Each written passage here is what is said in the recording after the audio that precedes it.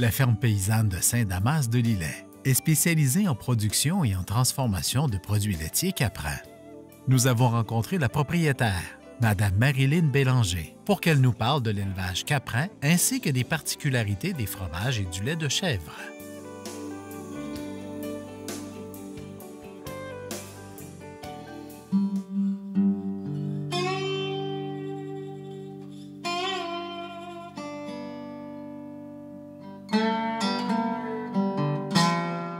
Premièrement, j'étais native d'ici, fait qu'il y a quelque chose qui me rattachait ici. Puis je suis quand même ici depuis 17 ans. C'est quand même une belle place, une place où garder des chèvres, c'est pas mal la place pour ça ici avec les montagnes, nos roches. Puis les chèvres sont bien là-dedans, les tas de branches. Puis le pâturage, on est à un endroit quand même assez bien situé. Pas trop loin de la vin, pas trop loin du bois puis des montagnes. La fromagerie, ça fait 5 ans, mais les chèvres, j'en ai depuis que je suis au monde. Puis avant la fromagerie, j'ai fait juste comme le lait, un peu comme les producteurs laitiers à vache, mais c'est le camion à lait qui passait, qui recueillait le lait, puis ça allait à différentes usines de transformation. Pour des raisons personnelles, à un moment donné, j'ai tout arrêté, mais j'ai redémarré avec la fromagerie en sachant que j'étais encore installée pour garder des chèvres, puis que j'aimais encore ça, puis que j'en avais encore évidemment. Je faisais un peu de fromage pour moi-même seulement. J'étais allée chercher les exigences pour aller chercher les permis nécessaires, qui comprennent entre autres un cours que moi j'ai suivi à l'ITA là, sur la fabrication artisanale des fromages, puis de salubrité, le permis essayeur et tout ça, c'était compris dans ce cours. À l'ITA, c'est un cours sur la fabrication artisanale des fromages. Ça comprend le permis d'essayeur de lait, qui est d'évaluer la qualité du lait. Il y a aussi 24 heures de transformation de fromage qu'on fait. On parle de la réglementation, de la composition du lait. Donc, on donne tous les outils nécessaires à nos étudiants pour faire de la fabrication artisanale des fromages en respectant la réglementation canadienne et québécoise sur la transformation du lait. Ici, à la ferme paysanne, je fais entre autres le feta, qui est feta chèvre dans la saumure, comme ça.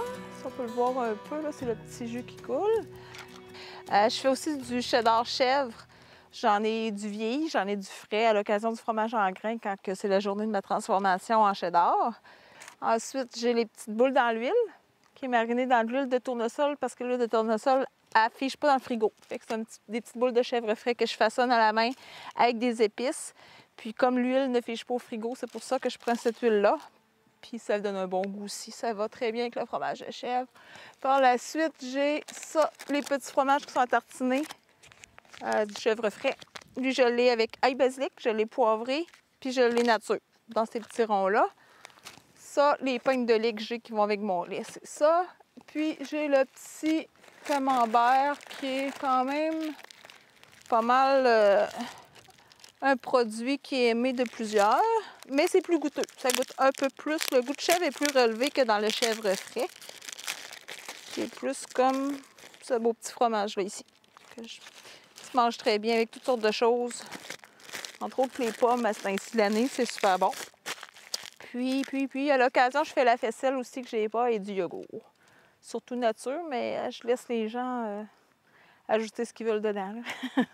Puis dans eux autres, j'ai les 3 saveurs, là, nature, poivrée, ail basilic, qui ont tous le même petit format. C'est dans des petits plats, puis on peut tartiner nos toasts avec ça, puis toutes sortes de choses, des bagels. C'est très bon avec les betteraves. Le fromage de chèvre, tous les fromages de chèvre avec les betteraves, c'est super bon.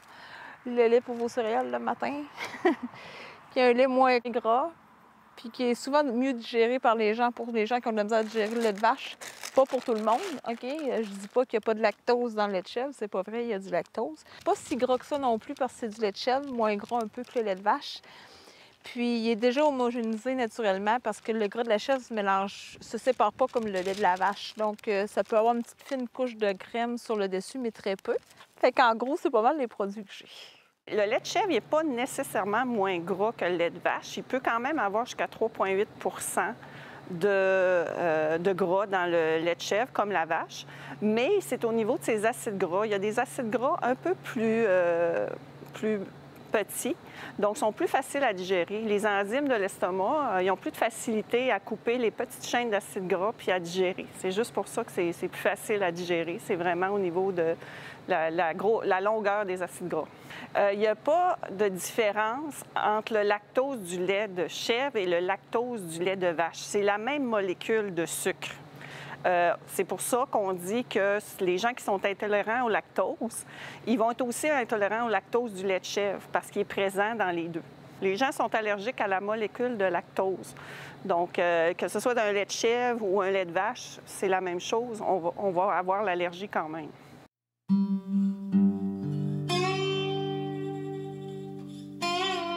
Moi, ici, je fais des fabrications de fromage à partir de lait pasteurisé. Je fais aussi du lait en pain qui est pasteurisé.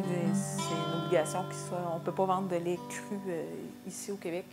Mais il est entier, par contre. Il n'est pas écrémé, il n'est pas homogénéisé. Il est vraiment entier selon les composantes de lait de mes chèvres.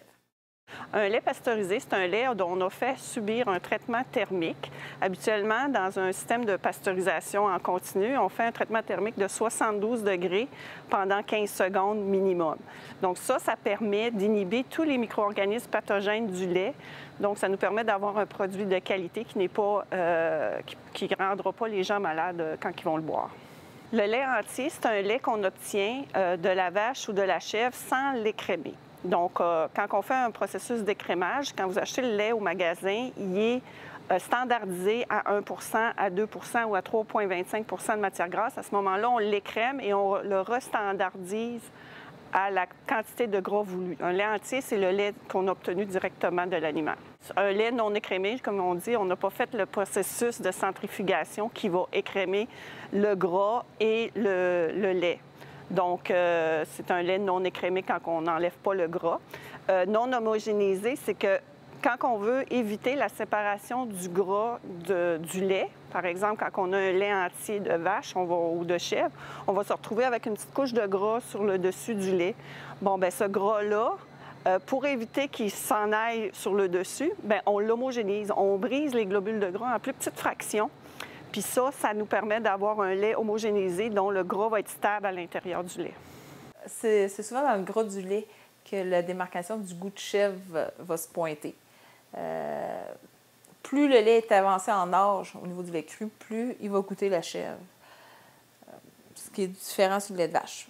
Pourquoi le goût du lait de chèvre est un petit peu plus prononcé que le lait de vache? C'est qu'il contient à l'intérieur des acides gras capriques, capryliques et caproïques, qui sont vraiment un petit peu plus importants, jusqu'à 3 fois plus dans le lait de chèvre que dans le lait de vache. Et ces acides gras-là donnent un léger goût au lait de chèvre.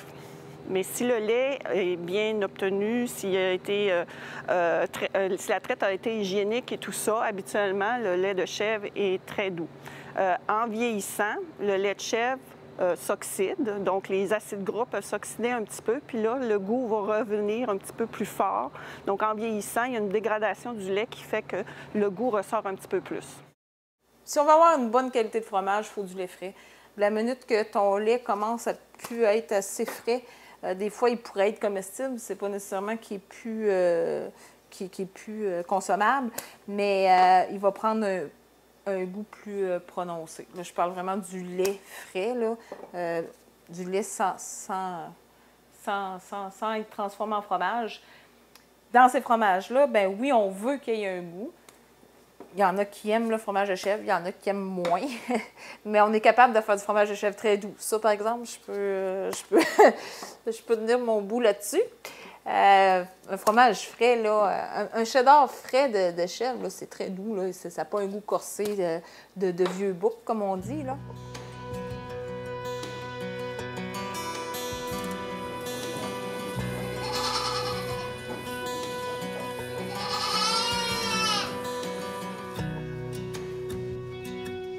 Il y a des périodes de l'année qui sont plus tranquilles. Moi, je ne désaisonne pas mes chèvres, je les laisse aller sur une saison naturelle. Donc, c'est certain qu'à l'automne, j'ai moins de lait.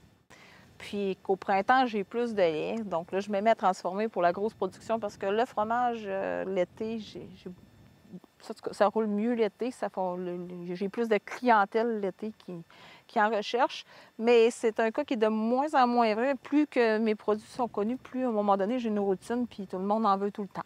Fait que là, on est à l'automne, puis des fois, ben, je manque de stock. Mais c'est ça.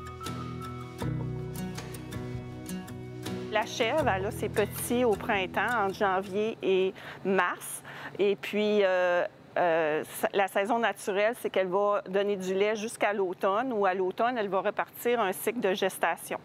Donc, elle a besoin, la chèvre est un mammifère, elle a besoin d'avoir un petit, un cabri, pour donner du lait.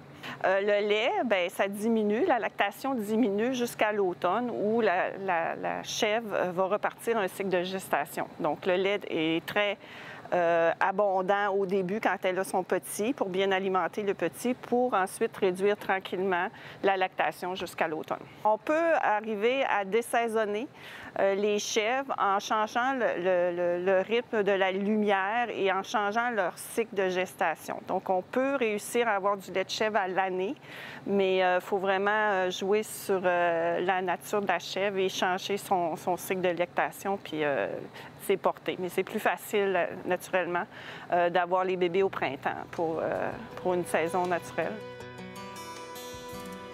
Je ne pasteurise pas tous les jours du fromage, mais tous les jours, il faut rentrer dans la fromagerie, soit pour tourner les fromages, soit pour l'emballer, soit pour embrasser, soit pour...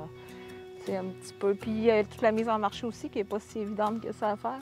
Les livraisons, les commandes, le paquet de courriel qui rentre, il y a beaucoup de choses à voir, là. C'est sûr que c'est sûr qu'on a la fierté de produire de quoi de local. Il y a beaucoup d'ouvrages derrière, mais ce qui nous donne le gaz de continuer, c'est souvent les gens du coin qui nous l'achètent. J'en ai entre autres au marché Coop La Paix à Saint-Jean-Port-Joli, à Montmagny aussi, au IGA, chez Métro Lebel, le marché La Chèvre et le Chou. Puis je fais aussi le marché public de la Pocatière. Je voudrais pas en oublier, par exemple, là, parce que c'est ça, peut-être que il y en a par contre que que je suis juste occasionnellement, d'autres marchés, d'autres épiceries plus petites que je fais aussi, que mes produits sont là juste occasionnellement. Fait que, mais je suis ouverte à... Selon la production que je fais aussi, l'automne, j'ai moins de fromage un peu. En saison, parfois, j'en ai plus. Donc, j'essaye de répondre à tous les clients, là. La production fermière, habituellement, les producteurs n'ont pas assez de fromage, de lait de chèvre pour fournir une grande quantité pour les marchés comme Métro, IGA, tout ça. Donc, c'est pour ça que la plupart des producteurs fermiers ont leur petit marché local pour écouler leur fromage de chèvre. Fait que, en quelque sorte, c'est une roue qui tourne, puis les gens qui achètent nos produits et qui nous encouragent, les gens qui nous trouvent nos chèvres belles, qui trouvent notre lait bon, qui trouvent nos produits bons, bien, c'est tout pour qu'on garde l'idée de continuer, puis de toujours s'améliorer, puis faire des nouveaux produits ou essayer de les améliorer, puis pour satisfaire tout le monde. Il y en a qui n'aiment pas le fromage de chèvre. Je comprends ça, je respecte ça. Mais quand j'en fais goûter, puis que finalement, ils l'achètent puis qu'ils trouvent ça bon, bien, ça me donne encore plus d'énergie de continuer à vouloir le faire découvrir. J'en ai pour tous les goûts. Le lait de chèvre possède un goût unique et des caractéristiques qui le distinguent du lait de vache. Il offre une foule d'opportunités de transformation et permet à des producteurs tels que Marilyn Bélanger de l'exploiter à son plein potentiel et de satisfaire une clientèle locale bien établie.